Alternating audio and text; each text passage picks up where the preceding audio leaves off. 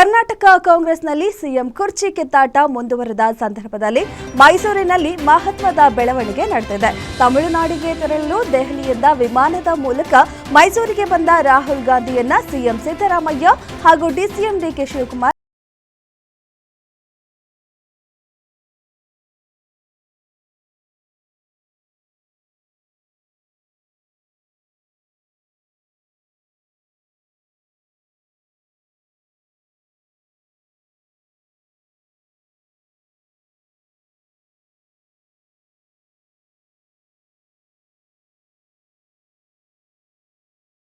ರಾಹುಲ್ ಜೊತೆ ಒಬ್ಬರೇ ಮಾತುಕತೆ ನಡೆಸಿದ್ದಾರೆ. ಈ ವೇಳೆ ಏನು ತಲೆಕೆಡಿಸಿಕೊಳ್ಳಬೇಡಿ, ಶೀಘ್ರವೇ ನಿಮ್ಮನ್ನ ದೆಹಲಿಗೆ ಕರೆಯುತ್ತೇವೆ ಎಂದು ಡಿಕೆಶಿಗೆ ರಾಹುಲ್ ಗಾಂಧಿ ಭರವಸೆ ನೀಡಿ ತೆರಳಿದ್ದಾರೆ ಎಂದು ಕಾಂಗ್ರೆಸ್ ಮೂಲಗಳು ತಿಳಿಸಿದ್ದು, ಈ ಬೆಳವಣಿಗೆ ಕಾಂಗ್ರೆಸ್ನಲ್ಲಿ ಮಾತ್ರವಲ್ಲದೆ ರಾಜ್ಯ ರಾಜಕಾರಣದಲ್ಲೂ ಸಂಚಲನ ಮೂಡಿಸಿದೆ.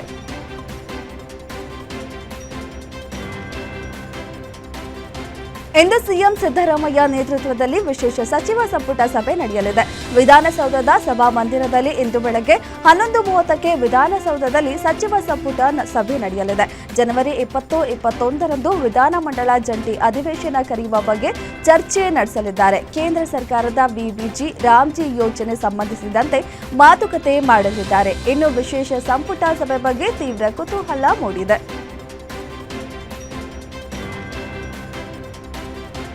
ವಿಬಿಜಿ ರಾಮ್ಜಿ ಕಾಯ್ದೆ ವಿರುದ್ಧ ಕಾಂಗ್ರೆಸ್ ರಣಕಹಳೆ ಮೊಳಗಿಸಿದೆ. ನರೇಗಾ ಬಚಾವ್ ಸಂಗ್ರಾಮ ಕಾರ್ಯಕ್ರಮವನ್ನು ಗಂಭೀರವಾಗಿ ತೆಗೆದುಕೊಂಡಿರುವ ಕಾಂಗ್ರೆಸ್ ನಾಯಕರು ಹೋರಾಟ ಅಂಗವಾಗಿ ಬೆಂಗಳೂರಿನಲ್ಲಿ ಬೃಹತ್ ಸಮಾವೇಶ ನಡೆಸಿದರು. ಸಭೆಯಲ್ಲಿ CM Siddaramaiah, DCM DK Shivakumar ಸೇರಿದಂತೆ ಹಲವು ನಾಯಕರು ಭಾಗಿಯಾಗಿ ನರೇಗಾ ಹೋರಾಟವನ್ನು ತೀವ್ರಗೊಳಿಸುವಂತೆ ಕರೆ ನೀಡಿದರು.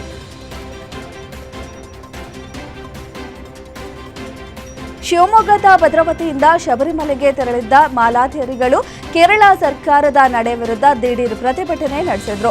ಕೇರಳದ ಕೊಟ್ಟಾಯಂ ಜಿಲ್ಲೆಯ ಏರುಮೇಲಿ ಎಂಬಲ್ಲಿ ಕರ್ನಾಟಕದ ಮಾಲಾಧಾರಿಗಳ ವಾಹನವನ್ನು ತಡೆದಿದ್ದಾರೆ. ಇದಕ್ಕೆ ಆಕ್ರೋಶಗೊಂಡ ಮಾಲಾಧಾರಿಗಳು ಕೇರಳ ಸರ್ಕಾರ ಅಲ್ಲಿಯ ಪೊಲೀಸರ ವಿರುದ್ಧ ಘೋಷಣೆ ಕೂಗಿ ಆಕ್ರೋಶ ಹೊರಹಾಕಿದರು. ಇನ್ನು ಕೇರಳ ಸರ್ಕಾರ ಕರ್ನಾಟಕದ ಭಕ್ತರಿಗೆ ಅನ್ಯಾಯ ಮಾಡುತ್ತಿದೆ ಎಂದು ಕಿಡಿಕಾರಿದರು.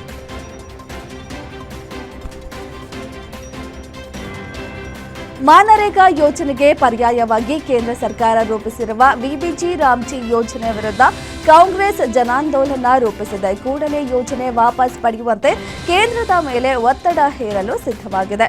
ರಾಜ್ಯದ ಪ್ರತಿ ಗ್ರಾಮ ಪಂಚಾಯಿತಿ ವ್ಯಾಪ್ತಿಯಲ್ಲಿ ಆಂದೋಲನ ನಡೆಸಲು ನಿರ್ಧರಿಸಿದೆ. ಜನವರಿ 26ರಿಂದ ಫೆಬ್ರವರಿ 3ರವರೆಗೆ ಎಲ್ಲಾ ಜಿಲ್ಲೆ ತಾಲೂಕಿನಲ್ಲಿ 4 ಕಿಲೋಮೀಟರ್ ಪಾದಯಾತ್ರೆ ನಡೆಸಲು ನಿರ್ಧರಿಸಿದೆ.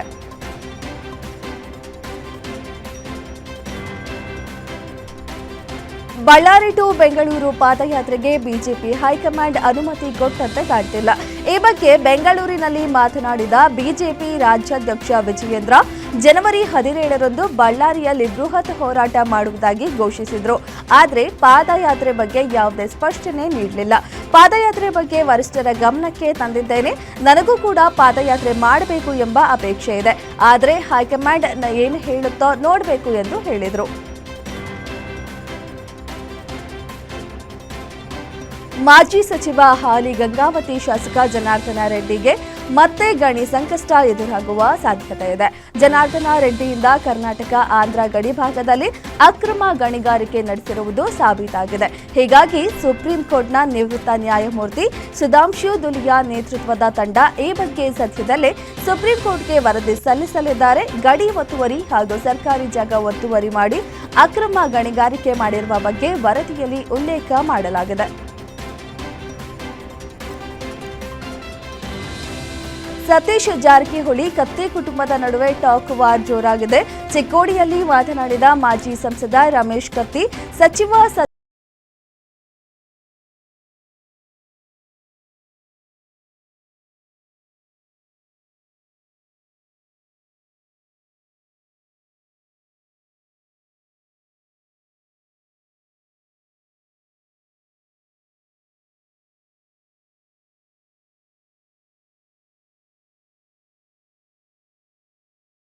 ಭೇಟಿ ನೀಡಿದ ಕಾನೂನು ಸಚಿವ ಎಚ್.ಕೆ. ಪಾಟೀಲ್ ಸರ್ಕಾರಕ್ಕೆ ನಿಧಿ ಒಪ್ಪಿಸಿದ ಪ್ರಜ್ವಲ್ ಕುಟುಂಬವನ್ನ ಭೇಟಿ ಮಾಡಿ ಅಭಿನಂದನೆ ತಿಳಿಸಿದರು. ಬಳಿಕ ಮಾಧ್ಯಮಗಳ ಜೊತೆ ಮಾತನಾಡಿದ ಅವರು, ಪ್ರಜ್ವಲ್ ಕುಟುಂಬಕ್ಕೆ ನೆರವು ನೀಡಬೇಕೆಂದು ಹಿರಿಯರು ಮನವಿ ಮಾಡಿದ್ದಾರೆ. ಮನೆ, ಜಾಗ, ಬಾಲಕನ ತಾಯಿಗೆ ಕೆಲಸ ಕೊಡಬೇಕೆಂದು ಬೇಡಿಕೆ ಇಟ್ಟಿದ್ದಾರೆ. ಈ 3 ವಿಚಾರವನ್ನ ಸಿಎಂ ಜೊತೆ ಚರ್ಚಿಸುತ್ತೇವೆ. ಬಡತನದಲ್ಲೂ ಬಂಗಾರ ನಮ್ಮದಲ್ಲ ಅಂತ ನೀಡಿದ್ದಾರೆ. ಕುಟುಂಬದ ಪ್ರಾಮಾಣಿಕತೆಗೆ ಗೌರವ ನೀಡಲಾಗುತ್ತೆ ಎಂದು ಹೇಳಿದರು.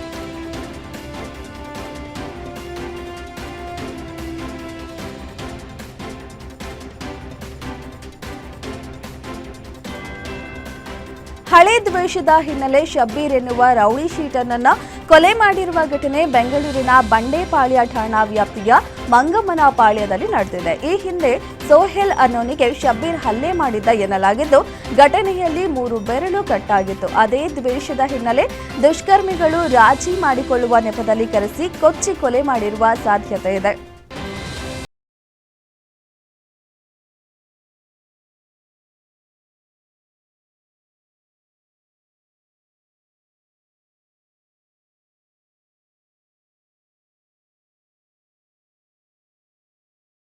ಬಸವನ ಬಾಗೇವಾಡಿ ಆಲಮಟ್ಟಿ ರಸ್ತೆಯಲ್ಲಿ ನಡೆದಿದೆ. ನಡೆದುಕೊಂಡು ಹೋಗ್ತಿದ್ದ ವ್ಯಕ್ತಿ ಮೇಲೆ ಬಸ್ ಹರಿದಿರುವ ಅಪಘಾತದ ಭಯಾನಕ ದೃಶ್ಯ ಸಿಸಿಟಿವಿಯಲ್ಲಿ ಸೆರೆಯಾಗಿದೆ. ಗಾಯಗೊಂಡ ವ್ಯಕ್ತಿಯನ್ನು ಸರ್ಕಾರಿ ಆಸ್ಪತ್ರೆಗೆ ದಾಖಲಿಸಲಾಗಿದೆ.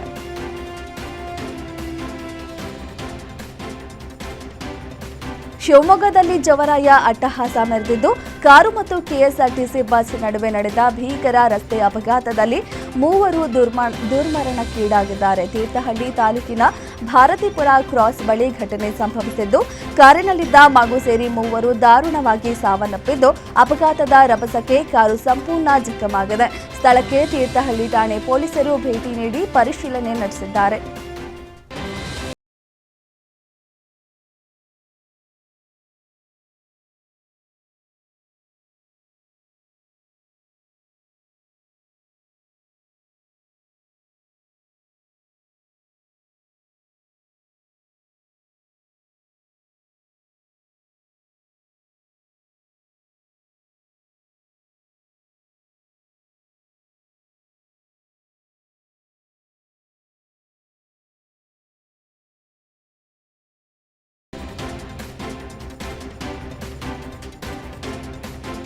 ಸಚಿವ ಜಮೀರ್ ಪುತ್ರನ ಸಿನಿಮಾ ಪ್ರಚಾರದ ವೇಳೆ ಅವಘಡ ನಡೆದಿದೆ. ಚಿಕ್ಕಬಳ್ಳಾಪುರದ ಶಿಡ್ಲಘಟ್ಟದಲ್ಲಿ ನಡೆದ ಕಲ್ಟ್ ಚಿತ್ರದ ಪ್ರಮೋಷನ್ ವೇಳೆ ನಟ ಜೈದ್ ಖಾನ್ ಮೆರವಣಿಗೆ ವೇಳೆ ನಡೆದ ನೂಕಾಟದಲ್ಲಿ ಶಫೀವುಲ್ಲಾ ಎನ್ನುವ ವ್ಯಕ್ತಿಗೆ ಕಾಲು ಮುರಿತವಾಗಿದೆ. ನಗರದ ನೆಹರು ಕ್ರೀಡಾಂಗಣದಲ್ಲಿ ಕೈ ಮುಖಂಡ ರಾಜೀವ್ ಗೌಡ ನೇತೃತ್ವದಲ್ಲಿ ಕಾರ್ಯಕ್ರಮ ಆಯೋಜನೆಗೊಂಡಿತ್ತು.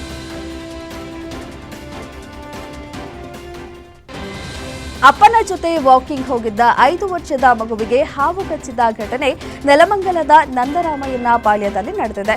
ರವಿಕುಮಾರ್ ಎಂಬುವರ ಮಗು ರಕ್ಷಾಗೆ ಹಾವು ಕಚ್ಚಿದ್ದು, ಮಗುವನ್ನ ಕೂಡಲೇ ಸಮೀಪದ ಆಸ್ಪತ್ರೆಗೆ ದಾಖಲಿಸಿ ಐಸಿಯುನಲ್ಲಿ ಚಿಕಿತ್ಸೆ ನೀಡಲಾಗುತ್ತಿದೆ. ಹಾವು ಕಚ್ಚಿದ ಭಯಾನಕ ದೃಶ್ಯ ಸಿಸಿಟಿವಿಯಲ್ಲಿ ಸೆರೆಯಾಗಿದೆ.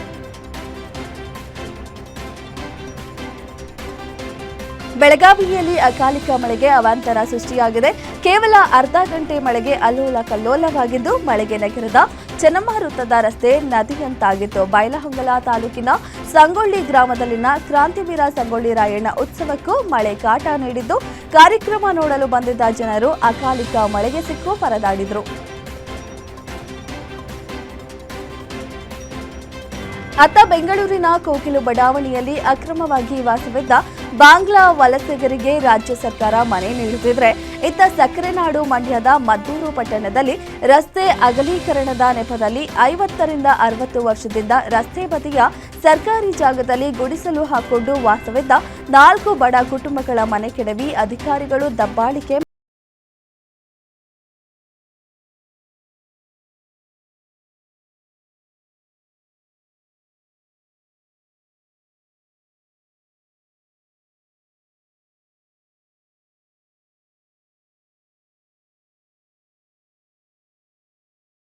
ಅವಾಂತರ ಸೃಷ್ಟಿ ಮಾಡಿದೆ. ಒಣಗಾಗಿದ್ದ ಕಾಫಿ ಮಳೆ ನೀರಿನಲ್ಲಿ ಕೊಚ್ಚಿ ಹೋಗಿದೆ. ಗಿಡದಲ್ಲಿ ಹಣ್ಣಾಗಿರುವ ಕಾಫಿ ನೆಲಕ್ಕೆ ಉದುರಿ ರೈತರು ನಷ್ಟ ಅನುಭವಿಸಿದ್ದಾರೆ. ಧಾರಾಕಾರವಾಗಿ ಸುರಿದ ಅಕಾಲಿಕ ಮಳೆಯಿಂದ ರೈತರು ಚಿಂತೆಗೀಡಾಗಿದ್ದಾರೆ. ದೇವನಹಳ್ಳಿ, ದೊಡ್ಡಬಳ್ಳಾಪುರ ಭಾಗದಲ್ಲಿ ವೀಲಿಂಗ್ ಪುಂಡರ ಹಾವಳಿ ಹೆಚ್ಚಾಗಿದೆ. ಬೈಕ್ ನಂಬರ್ ಪ್ಲೇಟ್ ಕಳಚಿ ರಸ್ತೆಗಿಳಿಯುವ ಪುಂಡರು ಸಾರ್ವಜನಿಕ ಪ್ರದೇಶದಲ್ಲಿ ಅಟ್ಟಹಾಸ ಮೆರೆಯುತ್ತಿದ್ದಾರೆ. ದೊಡ್ಡಬಳ್ಳಾಪುರ ತಾಲೂಕಿನ ನಾಗದೇವನಹಳ್ಳಿ ಗ್ರಾಮದಲ್ಲಿ ಹಾದು ಹೋಗುವ ರಾಷ್ಟ್ರೀಯ ಹೆದ್ದಾರಿಯಲ್ಲಿ ಪುಂಡಾಟ ಹೆಚ್ಚಾಗಿದೆ. 11 ಮಂದಿ ಗುಂಪಾಗಿ ವೀಲಿಂಗ್ ಮಾಡುತ್ತಿದ್ದು, ಪೊಲೀಸರು ಕಠಿಣ ಕ್ರಮ ಕೈಗೊಳ್ಳಬೇಕೆಂದು ಸಾರ್ವಜನಿಕರು ಆಗ್ರಹಿಸಿದ್ದಾರೆ.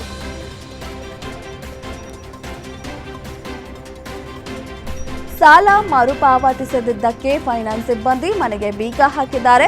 ಕೋರ್ಟ್ ಆದೇಶ ಪಡೆದು ಫೈನಾನ್ಸ್ ಸಿಬ್ಬಂದಿ ಈ ಕ್ರಮ ಜರುಗಿಸಿದ್ದಾರೆ. ಹಾವೇರಿ ಜಿಲ್ಲೆಯ ರಾಣಿಬೆನ್ನೂರು ತಾಲೂಕಿನ ಹಿಲದಹಳ್ಳಿ ಗ್ರಾಮದಲ್ಲಿ ಈ ಘಟನೆ ಸಂಭವಿಸಿದೆ. ಸೋಮಲಿಂಗಪ್ಪ ಒಳ್ಳಜ್ಜೇರ್ ಈಕ್ವಿಟಸ್ ಫೈನಾನ್ಸ್ನಲ್ಲಿ 7 ಲಕ್ಷಕ್ಕೂ ಅಧಿಕ ಸಾಲ ಪಡೆದಿದ್ದ. ವಿಳ್ಯದೆಲೆ ಬಳ್ಳಿ ತೋಟಕ್ಕಾಗಿ ಸಾಲ ಪಡೆದು ವಾಪಸ್ ಕೊಟ್ಟಿರಲಿಲ್ಲ. ಮನೆಗೆ ಬೀಗ ಹಾಕಿದ್ರಿಂದ ರಾತ್ರಿ ಇಡೀ ಊಟ ನಿದ್ದೆ ಇಲ್ಲದೆ ಪರದಾಡಿದ್ದಾರೆ. ಬೃಹತ್ ಗಾತ್ರದ ಕಾಳಿಂಗ ಸರ್ಪವೊಂದು ಮನೆಯೊಳಗೆ ನುಗ್ಗಿದ ಘಟನೆ ಚಿಕ್ಕಮಗಳೂರು ಜಿಲ್ಲೆ ಕಳಶ ತಾಲೂಕಿನ ಸಂಸೆ ಗ್ರಾಮದಲ್ಲಿ ನಡೆದಿದೆ. ದಯಾನಂದ ಆಚಾರ್ಯ ಎಂಬುವರ ಮನೆಯಲ್ಲಿ ಕಾಳಿಂಗ ಸರ್ಪ ಪತ್ತೆಯಾಗಿದ್ದು, ತಕ್ಷಣವೇ ಅರಣ್ಯ ಇಲಾಖೆಗೆ ಮಾಹಿತಿ ನೀಡಿದ್ದಾರೆ. ಬಳಿಕ ಉರಗ ತಜ್ಞ ರಿಜ್ವಾನ್ ಸ್ಥಳಕ್ಕೆ ಆಗಮಿಸಿ ಕಾಳಿಂಗ ಸರ್ಪವನ್ನ ಸೆರೆ ಹಿಡಿಯುವಲ್ಲಿ ಯಶಸ್ವಿಯಾಗಿದ್ದಾರೆ. ಹಾವನ್ನ ದಟ್ಟ ಅರಣ್ಯ ಪ್ರದೇಶಕ್ಕೆ ಬಿಟ್ಟಿದ್ದಾರೆ. ಮಕ್ಕಳ ಬಗ್ಗೆ ಪೋಷಕರು ಎಷ್ಟೇ ಹುಷಾರಾಗಿದ್ರೂ ಸಾಲಲ್ಲ. ನೆಲಮಂಗಲದಲ್ಲಿ ವಾಕಿಂಗ್ ಹೋದ ಪುಟ್ಟ ಬಾಲಕಿಗಾಲಿಗೆ ವಿಷಪೂರಿತ ಹಾವು ಕಚ್ಚಿರೋ ಭಯಾನಕ ದೃಶ್ಯ ಸಿಸಿಟಿವಿ ಕ್ಯಾಮೆರಾದಲ್ಲಿ ಸೆರೆಯಾಗಿದೆ. ರವಿಕುಮಾರ್ ಆಶಾ ದಂಪತಿಯ 5 ವರ್ಷದ ಮಗು ರಕ್ಷಾ ಎಂದು ಗುರುತಿಸಲಾಗಿದೆ. ಕೂಡಲೇ ಅಲ್ಲೇ ಇದ್ದ ತಂದೆ ಆಸ್ಪತ್ರೆಗೆ ಎತ್ಕೊಂಡು ಓಡಿದ್ದಾರೆ.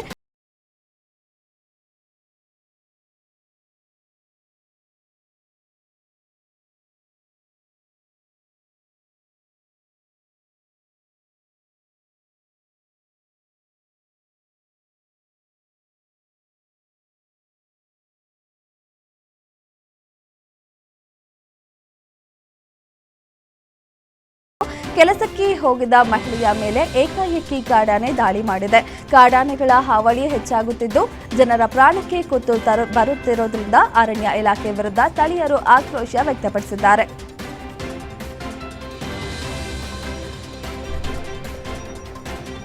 ನಮ್ಮ ಮೆಟ್ರೋ ಪ್ರಯಾಣಿಕರಿಗೆ ಬೆಂಗಳೂರು ಮೆಟ್ರೋ ರೈಲು ನಿಗಮ ನಿಯಮಿತ ಸಂಸ್ಥೆ ಸಿಹಿ ಸುದ್ದಿ ನೀಡಿದೆ. ಪ್ರಯಾಣಿಕರ ಸೌಕರ್ಯವನ್ನು ಹೆಚ್ಚಿಸುವ ಹಾಗೂ ಡಿಜಿಟಲ್ ಟಿಕೆಟ್ ವ್ಯವಸ್ಥೆಯನ್ನು ಉತ್ತೇಜಿಸುವ ಉದ್ದೇಶದಿಂದ ಮೊಬೈಲ್ QR ಆಧಾರಿತ 1, 3 ಮತ್ತು 5 ದಿನಗಳ ಅನಿಯಮಿತ ಪ್ರಯಾಣದ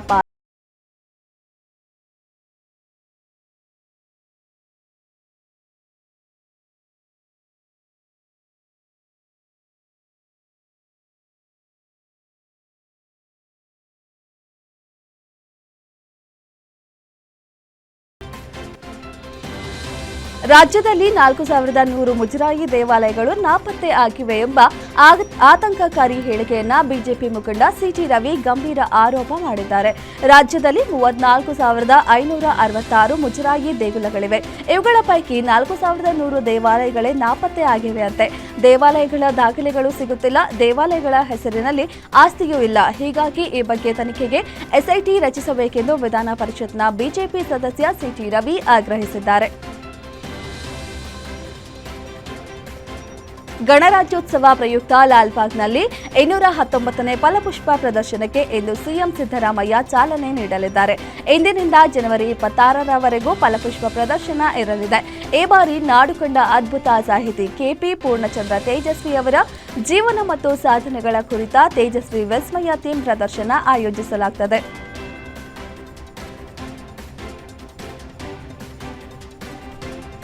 ಬೀದಿ ನಾಯಿ ಕಡಿತದಿಂದ ಸಾವು ಗಾಯಗಳಾದಲ್ಲಿ ಸರ್ಕಾರವೇ ಪರಿಹಾರ ನೀಡಬೇಕು ಎಂದು ಸುಪ್ರೀಂ ಕೋರ್ಟ್ ತೀರ್ಪು ನೀಡಿದೆ. ಮಕ್ಕಳು ಮತ್ತು ವೃದ್ಧರ ಮೇಲಿನ ದಾಳಿಗಳಿಗೆ ಯಾರು ಹೊಣೆ ಎಂದು ಪ್ರಶ್ನಿಸಿದ ಕೋರ್ಟ್, ನಾಯಿ ಪೋಷಕರು ತಮ್ಮ ಮನೆಯಲ್ಲಿಯೇ ಅವುಗಳನ್ನು ನೋಡಿಕೊಳ್ಳಬೇಕು ಎಂದಿದೆ. ಮಾನವನ ಸಂರಕ್ಷತೆಗೆ ಆದ್ಯತೆ ನೀಡಿ ಹೊಣೆಗಾರಿಕೆ ನಿಗದಿಪಡಿಸುವ ಕಠಿಣ ಕ್ರಮಗಳ ಬಗ್ಗೆ ನ್ಯಾಯಪೀಠ ಸೂಚಿಸಿದೆ.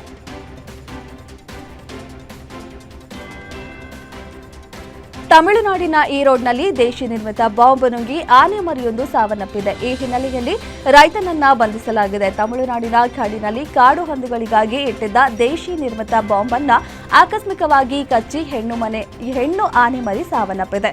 ಸತ್ಯಮಂಗಲಂ ಹುಲಿ ಸಂರಕ್ಷಿತ ಪ್ರದೇಶದ ಕಡಂಬೂರು ಅರಣ್ಯ ವ್ಯಾಪ್ತಿಯ ಪೂತಿಕಾಡು ಅರಣ್ಯ ಪ್ರದೇಶದಲ್ಲಿ ಈ ಅಪಘಾತ ಸಂಭವಿಸಿದೆ.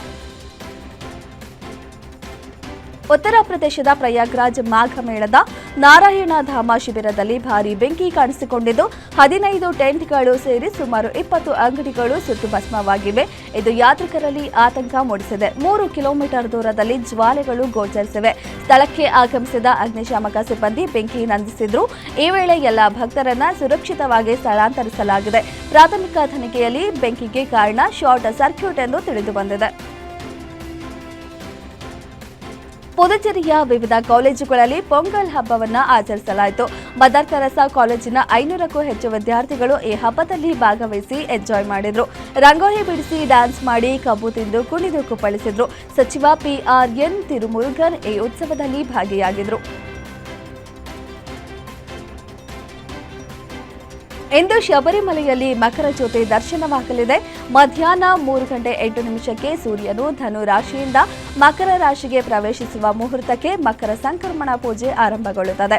ಮಧ್ಯಾಹ್ನ 2:45 ಗರ್ಭಗುಡಿ ಬಾಗಿಲು ತೆರೆದು 3ಕ್ಕೆ ಸಂಕ್ರಮಣ ಪೂಜೆ ಆರಂಭಗೊಳ್ಳಲಿದೆ. ಸಂಜೆ 6:30 ಅಯ್ಯಪ್ಪ ವಿಗ್ರಹಕ್ಕೆ ಪವಿತ್ರ ಆಭರಣ ತೊಡಿಸಿ ದೀಪಾರಾಧನೆಯೊಂದಿಗೆ 6:40 ಪೊನ್ನಂಬಲ ಬೆಟ್ಟದಲ್ಲಿ ಪವಿತ್ರ ಮಕರ ಜ್ಯೋತಿ ದರ್ಶನವಾಗಲಿದೆ. ಇಂದು ಅಯ್ಯಪ್ಪ ಭಕ್ತರ ಸಂಖ್ಯೆ ಹೆಚ್ಚಾಗಲಿದ್ದು ಬಿಗಿ ಭದ್ರತೆ ವಹಿಸಲಾಗಿದೆ.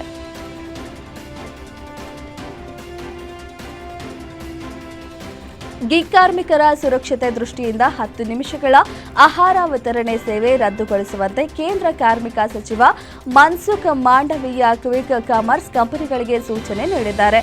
ಆಹಾರ ಪೂರೈಕೆಗೆ ಗಡುವು ವಿಧಿಸುವುದರಿಂದ ಕಾರ್ಮಿಕರ ಮೇಲೆ ಒತ್ತಡ ಹೆಚ್ಚಾಗಿ ಅಪಘಾತವಾಗುವ ಸಾಧ್ಯತೆ ಇರುತ್ತದೆ. ಈ ಹಿನ್ನೆಲೆಯಲ್ಲಿ ಇಂತಹ ಸೇವೆ ಸ್ಥಗಿತಗೊಳಿಸುವಂತೆ ಸೂಚಿಸಿದ್ದರು.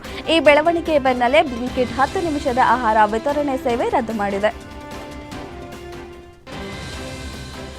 ಕರೂರ್ ಕಾಲ್ತುಳಿತ ಪ್ರಕರಣಕ್ಕೆ ಸಂಬಂಧಿಸಿದಂತೆ ಸಿಬಿಐ ವಿಚಾರಣೆ ಎದುರಿಸಿದ ಟಿವಿಕೆ ಮುಖ್ಯಸ್ಥ ಮತ್ತು ನಟ ವಿಜಯ್ ಅವರಿಗೆ ಮತ್ತೆ ಜನವರಿ 19ರಂದು 2ನೇ ಸುತ್ತಿನ ವಿಚಾರಣೆಗೆ ಹಾಜರಾಗುವಂತೆ ಸಿಬಿಐ ಸಮನ್ಸ್ ನೀಡಿದೆ. ದೆಹಲಿಯ ಸಿಬಿಐ ಕೇಂದ್ರ ಕಚೇರಿಯಲ್ಲಿ 6 ಗಂಟೆಗಳಿಗೂ ಹೆಚ್ಚು ಕಾಲ ವಿಜಯ್ ವಿಚಾರಣೆ ಎದುರಿಸಿದ್ದು, ಪೊಂಗಲ್ ಹಬ್ಬವನ್ನು ಉಲ್ಲೇಖಿಸಿ ವಿಚಾರಣೆಗೆ ಮತ್ತೊಂದು ದಿನಾಂಕ ನೀಡುವಂತೆ ಮನವಿ ಮಾಡಿದ್ದಾರೆ. ವಿಷಸರ್ಪ ಕಚ್ಚಿದ್ದರಿಂದ ಕಂಗೆಟ್ಟ ರಿಕ್ಷಾ ಚಾಲಕನೊಬ್ಬ ಹಾವು ಸಹಿತ ಆಸ್ಪತ್ರೆಗೆ ತೆರಳಿದ ಘಟನೆ ಉತ್ತರ ಪ್ರದೇಶದ ಮಥುರಾದಲ್ಲಿ ನಡೆದಿದೆ. ತನ್ನ ಜೇಬಿನಲ್ಲಿ 1.5 ಅಡಿ ಉದ್ದದ ಹಾವನ್ನು ಹಿಡಿದುಕೊಂಡು ವ್ಯಕ್ತಿಯು ಜಿಲ್ಲಾಸ್ಪತ್ರೆಗೆ ತೆರಳಿದ್ದು, ಅದನ್ನು ನೋಡಿದ ಸಿಬ್ಬಂದಿ ಬೆಚ್ಚಿ ಬಿದ್ದಿದ್ದಾರೆ. ಸ್ಥಳೀಯ ನಿವಾಸಿ 39 ವರ್ಷದ ದೀಪಕ್ ಈ ಸಾಹಸ ಮೆರೆದ ವ್ಯಕ್ತಿ. ದೆಹಲಿಯ ಮಾಲ್ನಲ್ಲಿ ಒಬ್ಬ ವ್ಯಕ್ತಿ ತನ್ನ ಸ್ನೇಹಿತರಿಗೆ ದುಬಾರಿ ಐಫೋನ್ಗಳನ್ನು ಉಡುಗೊರೆಯಾಗಿ ನೀಡುವ ಮೂಲಕ ಶಾಕ್ಗೊಳಿಸಿದ್ದಾನೆ. ಸದ್ಯ ಈ ವಿಡಿಯೋ ಜನರ ಗಮನ ಸೆಳೆದಿದೆ. ತನ್ನ 10 ಮಂದಿ ಆಪ್ತ ಸ್ನೇಹಿತರಿಗೆ ಸುಮಾರು 15 ಲಕ್ಷ ಖರ್ಚು ಮಾಡಿ 10 ಐಫೋನ್ಗಳನ್ನು ಖರೀದಿ ಮಾಡಿದ್ದು, ಈ ವಿಡಿಯೋ ಸೋಷಿಯಲ್ ಮೀಡಿಯಾದಲ್ಲಿ ಭಾರಿ ವೈರಲ್ ಆಗಿದೆ. ಜಮ್ಮು ಕಾಶ್ಮೀರ ಗಡಿಯಲ್ಲಿ ಶತ್ರು ರಾಷ್ಟ್ರ ಪಾಕಿಸ್ತಾನದ ಡ್ರೋನ್ಗಳು ಮತ್ತೆ ಕಾಣಿಸಿಕೊಂಡಿವೆ.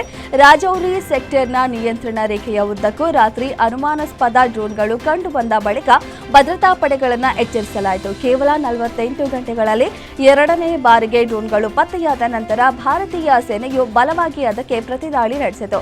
ಇದರಿಂದ ಗಡಿಯಲ್ಲಿ ಹೆಚ್ಚಿನ ಎಚ್ಚರಿಕೆಯನ್ನು ವಹಿಸಲಾಗಿದೆ. ಪಾಕಿಸ್ತಾನದೊಂದಿಗೆ ಇಂದು ಡಿಜಿಎಂಒ ಮಟ್ಟದ ಮಾತುಕತೆ ನಡೆದಿದ್ದು, ಈ ಸಂದರ್ಭದಲ್ಲಿ ಪಾಕಿಸ್ತಾನದ ಕಡೆಯಿಂದ ಬರುವ ಡ್ರೋನ್ಗಳ ಬಗ್ಗೆ ಕಳವಳ ವ್ಯಕ್ತವಾಗಿದೆ ಎಂದು ಭಾರತೀಯ ಸೇನಾ ಮುಖ್ಯಸ್ಥ ಜನರಲ್ ಉಪೇಂದ್ರ ದ್ವಿವೇದಿ ಹೇಳಿದ್ದಾರೆ. ಹಾಗೆ ಭಾರತದ ಒಳಗೆ ಡ್ರೋನ್ ಚಟುವಟಿಕೆ ನಿಲ್ಲಿಸಲು ಪಾಕ್ಗೆ ಎಚ್ಚರಿಕೆ ನೀಡಿದ್ದಾರೆ. ಜಮ್ಮು ಮತ್ತು ಕಾಶ್ಮೀರದ ನೌಶೇರಾ ರಾಜೌರಿ ವಲಯದಲ್ಲಿ ಡ್ರೋನ್ಗಳು ಪತ್ತೆಯಾದ ಕೆಲವೇ ದಿನಗಳಲ್ಲಿ ಈ ಬೆಳವಣಿಗೆ ಸಂಭವಿಸಿದೆ. ಕಳೆದ 2 ವಾರಗಳಿಂದ ಇರಾನ್ ರಾಷ್ಟ್ರವ್ಯಾಪ್ತಿ ತೀವ್ರ ಅಶಾಂತಿ ಮತ್ತು ಹಿಂಸಾಚಾರಕ್ಕೆ ಸಾಕ್ಷಿಯಾಗಿದೆ. ದೇಶದ ಹದಗೆಟ್ಟ ಆರ್ಥಿಕ ಪರಿಸ್ಥಿತಿ ಮತ್ತು ಸರ್ಕಾರದ ಕಟ್ಟುನಿಟ್ಟಿನ ನೀತಿಗಳ ವಿರುದ್ಧ ಬೀದಿಗಿಳಿದ ಜನಸಾಮಾನ್ಯರ ಮೇಲೆ ಭದ್ರತಾ ಪಡೆಗಳು ನಡೆಸಿದ ಕಾರ್ಯಾಚರಣೆಯಲ್ಲಿ ಸುಮಾರು 2,000 ಜನರು ಪ್ರಾಣ ಕಳೆದುಕೊಂಡಿದ್ದಾರೆ ಎಂದು ವರದಿಯಾಗಿದೆ. ಇರಾನ್ನ ಉನ್ನತಾಧಿಕಾರಿ ಮಾತನಾಡಿ, ಪ್ರತಿಭಟನೆಗಳಲ್ಲಿ ಭದ್ರತಾ ಸಿಬ್ಬಂದಿ ಮತ್ತು ನಾಗರಿಕರು ಸೇರಿದಂತೆ ಒಟ್ಟು 2,000 ಮಂದಿ ಮೃತಪಟ್ಟಿದ್ದಾರೆ ಎಂದು ಒಪ್ಪಿಕೊಂಡಿದ್ದಾರೆ. ಇರಾನ್ನಲ್ಲಿ ನಡೆಯುತ್ತಿರುವ ಪ್ರತಿಭಟನೆಗಳ ವಿರುದ್ಧ ಹಿಂಸಾತ್ಮಕ ಕ್ರಮ ಕೈಗೊಳ್ಳುತ್ತಿರುವ ಇರಾನ್ ಮೇಲೆ ಅಮೆರಿಕ ಅಧ್ಯಕ್ಷ ಡೊನಾಲ್ಡ್ ಟ್ರಂಪ್ ಒತ್ತಡವನ್ನ ಹೆಚ್ಚಿಸಿದ್ದಾರೆ. ಈ ತಕ್ಷಣದಿಂದಲೇ ಜಾರಿಗೆ ಬರುವಂತೆ ಇಸ್ಲಾಮಿಕ್ ರಿಪಬ್ಲಿಕ್ ಆಫ್ ಇರಾನ್ ಜೊತೆ ವ್ಯವಹಾರ ನಡೆಸುವ ಯಾವುದೇ ದೇಶವು ಅಮೆರಿಕ ಮಾಡುವ ಎಲ್ಲ ವ್ಯವಹಾರಗಳ ಮೇಲೆ ಶೇಕಡ 25% ಸುಂಕವನ್ನು ವಿಧಿಸುತ್ತೇವೆ ಎಂದು ಟ್ರಂಪ್ ಟ್ರೂತ್ ಸೋಷಿಯಲ್ ಮೀಡಿಯಾದಲ್ಲಿ ತಿಳಿಸಿದ್ದಾರೆ.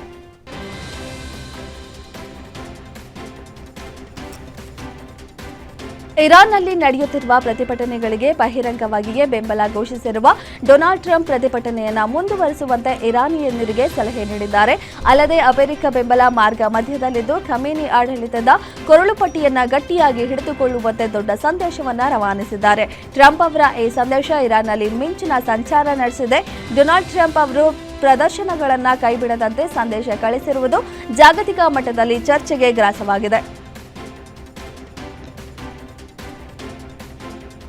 ಬೆಂಗಳೂರಿನಲ್ಲಿ ವಾಸಿಸುವ ಜಪಾನ್ ಯುವತಿಯೊಬ್ಬರು ಕಾರ್ಯಕ್ರಮವೊಂದರಲ್ಲಿ ವೇದಿಕೆ ಮೇಲೆ ಕನ್ನಡ ಮಾತನಾಡುವ ಮೂಲಕ ಕನ್ನಡಿಗರ ಹೃದಯ ಗೆದ್ದಿದ್ದು ಸದ್ಯ ಈ ವಿಡಿಯೋ ಭಾರಿ ವೈರಲ್ ಆಗಿದೆ. ಬೆಂಗಳೂರಿನ ವೇದಿಕೆಯೊಂದರಲ್ಲಿ ಹಿಂದಿ ಮಾತನಾಡುವ ಜಪಾನ್ ಯುವತಿ ವೇದಿಕೆ ಮೇಲೆ ಬಂದು ಮೈಕ್ ಹಿಡಿದ ತಕ್ಷಣ ನಮಸ್ಕಾರ ಬೆಂಗಳೂರು, ಹೇಗಿದ್ದೀರಾ ಎಂದು ಕೇಳಿದ್ದಾರೆ. ಈ ಸಂದರ್ಭದಲ್ಲಿ ಅಲ್ಲಿ ನಡೆದಿದ್ದ ಜನರಿಂದ ಚಪ್ಪಾಳೆ ಮೂಲಕ ತೀವ್ರ ಬೆಂಬಲ ವ್ಯಕ್ತವಾಗಿದೆ. ಹರ್ಮನ್ಪ್ರೀತ್ ಕೌರ್ ಅರ್ಧಶತಕದ ಬಲದಿಂದ ಮುಂಬೈ ಇಂಡಿಯನ್ಸ್ ಮಹಿಳಾ ತಂಡ ಗುಜರಾತ್ ಜೈಂಟ್ಸ್ ವಿರುದ್ಧ 7 ವಿಕೆಟ್ಗಳ ಗೆಲುವು ಪಡೆಯಿತು. ಆ ಮೂಲಕ WPL ಟೂರ್ನಿಯಲ್ಲಿ ಸತತ 2ನೇ ಗೆಲುವು ದಾಖಲಿಸಿದೆ. ಇನ್ನು ಆಶ್ಲೆ ಗಾರ್ಡ್ನರ್ ನಾಯಕತ್ವದ ಗುಜರಾತ್ ತಂಡ ಈ ಟೂರ್ನಿಯಲ್ಲಿ ಮೊದಲ ಸೋಲು ಅನುಭವಿಸಿತು.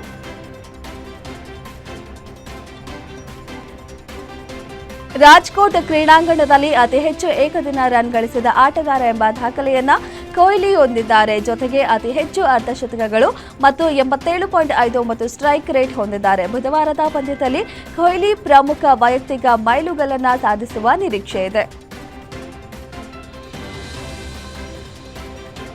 ಪ್ರವಾಸಿ ನ್ಯೂಜಿಲೆಂಡ್ ಎದುರಿನ 3 ಪಂದ್ಯಗಳ ಏಕದಿನ ಸರಣಿಯ 2ನೇ ಪಂದ್ಯದಲ್ಲಿ ಕಣಕ್ಕಿಳಿಯಲು ಭಾರತ ತಂಡ ಸಜ್ಜಾಗಿದೆ. ಇಂದು ನಡೆಯುವ ಪಂದ್ಯದಲ್ಲಿ ಇತ್ತ ತಂಡಗಳು ಸೆಣಸಾಟ ನಡೆಸಲಿವೆ. ಪಂದ್ಯಕ್ಕೆ ರಾಜ್ಕೋಟ್ ನಿರಂಜನ್ ಶಾ ಕ್ರೀಡಾಂಗಣ ಅಣಿಯಾಗಿದೆ. ರಾಜ್ಕೋಟ್ನಲ್ಲಿ ನಡೆಯುವ ಈ